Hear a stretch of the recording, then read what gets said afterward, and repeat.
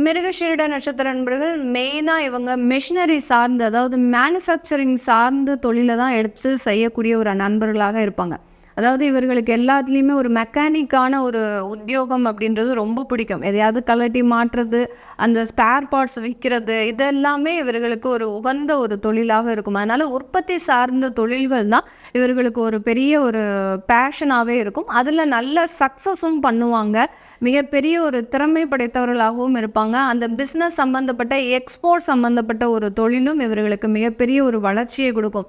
நிறைய பேர் உள்நாட்டிலேயே பண்ணிட்டு இருக்க மாட்டாங்க. இந்த மிருகஷீரிட நட்சத்திர நண்பர்கள் இவர்களினுடைய டார்கெட்டே பார்த்திங்கன்னா ஃபாரின் கண்ட்ரீஸ்க்கு தன்னுடைய ப்ராடக்ட் எடுத்துகிட்டு போகணும், தன்னுடைய தொழில் சார்ந்த வளர்ச்சிகள் ஃபாரின் கண்ட்ரீஸில் இருக்கணும் அப்படின்ற மாதிரியான ஒரு எண்ணம் தான் இருக்கும். அதை உற்பத்தி சார்ந்த தொழிலில் ரொம்ப அச்சீவ் பண்ணக்கூடிய நபர்களும் இந்த மிருகஷீரிட நட்சத்திர நண்பர்கள்.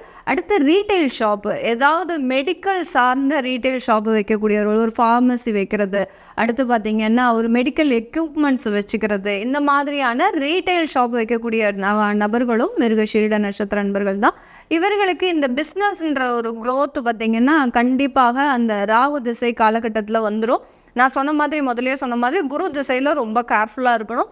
சனி திசை முழுமையான ஒரு பிஸ்னஸ் வளர்ச்சியை இவர்களுக்கு கொடுக்கக்கூடிய ஒரு அமைப்பு இருக்குது.